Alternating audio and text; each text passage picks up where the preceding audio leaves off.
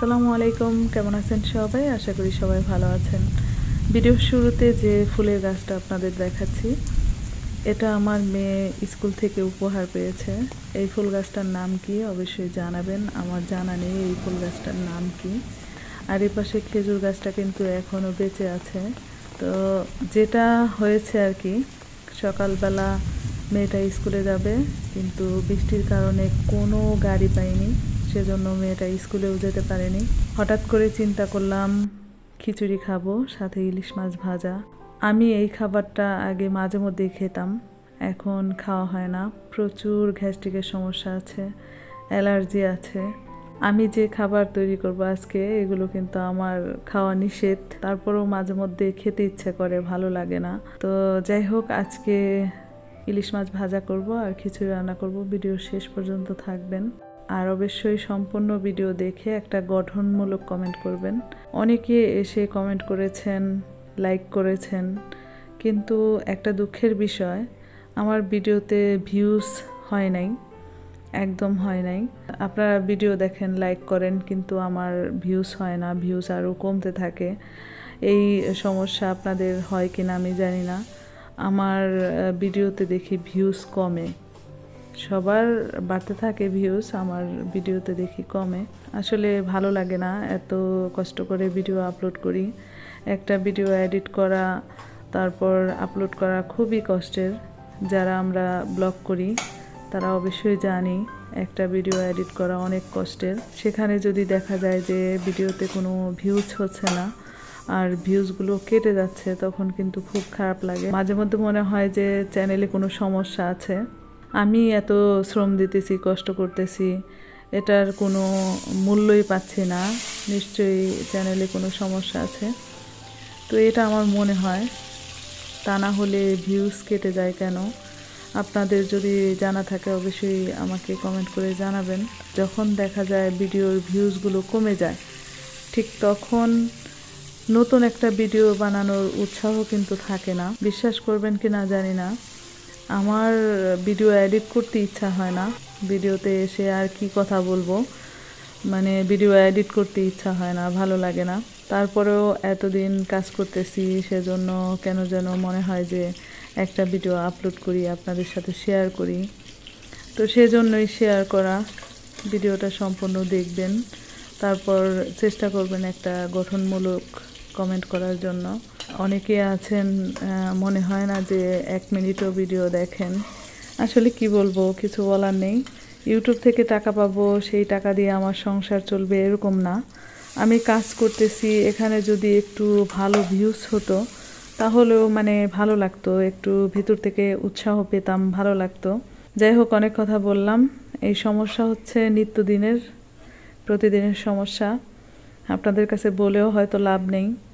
আপনারা যারা আমার ভিডিও দেখেন না তারা 1 মিনিটও দেখেন না, আর যারা আমার ভিডিও মন দিয়ে দেখে তারা শুরু থেকে শেষ পর্যন্ত দেখে। আর যারা আমার ভিডিও দেখতে চান না তারা আমার ভিডিওতে ক্লিক করবেন না, মানে দেখারই দরকার নেই। রান্না শুরুতে দেখছেন কিছু মুগ ডাল ভেজে নিয়েছি। আমি সবসময় চেষ্টা করি মুগ ডালটাই এনে তারপর সবগুলো একসাথে ভেজে নেওয়ার জন্য। সেক্ষেত্রে দেখা যায় যে পরবর্তীতে ডালগুলো নষ্ট হয় না।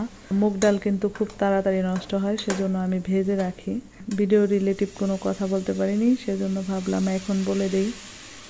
আমি সবসময় এই কাজটা করি, যখনই মুগ ডাল নিয়ে আসি একটু বেশি করে আনার চেষ্টা করি, সেইগুলো একত্রে একদম ভেজে রাখি। পরবর্তীতে আর ভাজার ঝামেলাটাও থাকে না।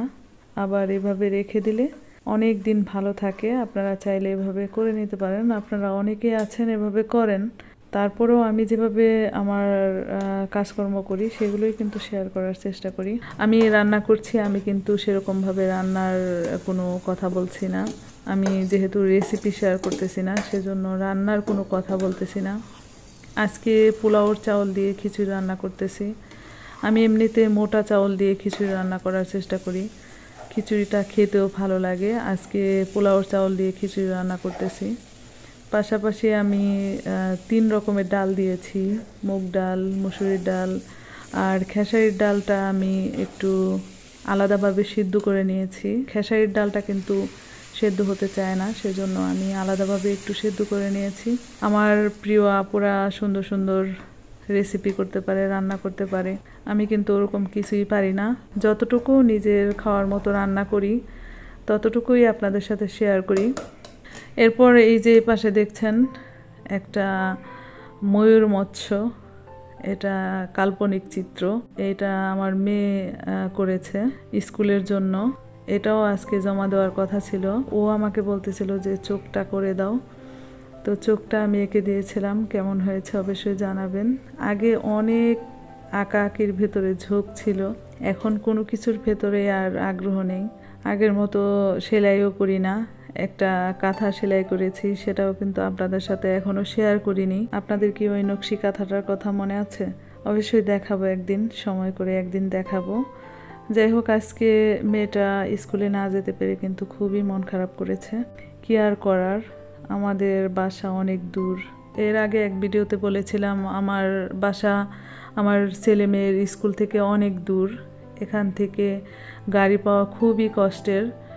সকালবেলা তো গাড়ির জন্য আধা ঘন্টা দাঁড়ায় থাকতে হয়। সকালবেলা স্কুলের জন্য আমার মেয়েটাকে রেডি করতে অনেক সময় লাগে। আপনারা যারা আমার রেগুলার ভিউয়ার্স তারা তো জানেন মেয়েটার চুলগুলো কিন্তু অনেক লম্বা। এই লম্বা চুলে বেনুনি করা, তারপর টিফিন রেডি করা, সব কিছু রেডি করে যখন রাস্তার পাশে যাই, গাড়ি না পেয়ে ফেরত চলে আসি, তখন কিন্তু খুব খারাপ লাগে, ভালো লাগে না। যাই হোক, আপনাদের সাথে কথা বলতে বলতে রান্নাবান্না শেষ। আজকের খিচুড়িটা অনেক মজা হয়েছিল, আর যেহেতু প্রিয় খাবার অনেক দিন পর খাচ্ছি, খুবই ভালো লেগেছে। বিশেষ করে পোলাওর চাউল দিয়ে রান্না করেছি, সেজন্য আরও বেশি ভালো লেগেছে। আজকের ভিডিওটা অনেক লম্বা ছিল, প্রায় 20 মিনিটের মতো। সেখান থেকে কেটে ছেটে 8 মিনিটের মধ্যে নিয়ে আসছি। অনেকে আছে সুন্দর করে কথা বলতে পারে, সেজন্য ভিডিওর আকারও অনেক লম্বা হয়, সেক্ষেত্রে তাদের কোনো সমস্যা হয় না। আমার ক্ষেত্রে আবার অনেক সমস্যা, ভিডিও লম্বা হলে এডিট করতে সমস্যা, ভয়েস ওভার করতে সমস্যা, তো অনেক সমস্যা নিয়ে আমি সব সময় থাকি।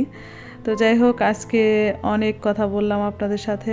আজকের ভিডিও আপনাদের কাছে কেমন লেগেছে অবশ্যই জানাবেন। আর ভিডিওর এ পর্যন্ত যারা এসেছেন এখনও একটা লাইক করেননি, তারা একটা লাইক করে দেবেন। আর আজকের ভিডিও এ পর্যন্তই। আগামী ভিডিও দেখার আমন্ত্রণ জানিয়ে আজকের মতো বিদায় নিচ্ছি। সে পর্যন্ত ভালো থাকবেন, সুস্থ থাকবেন, নিরাপদে থাকবেন। আল্লাহ হাফেজ।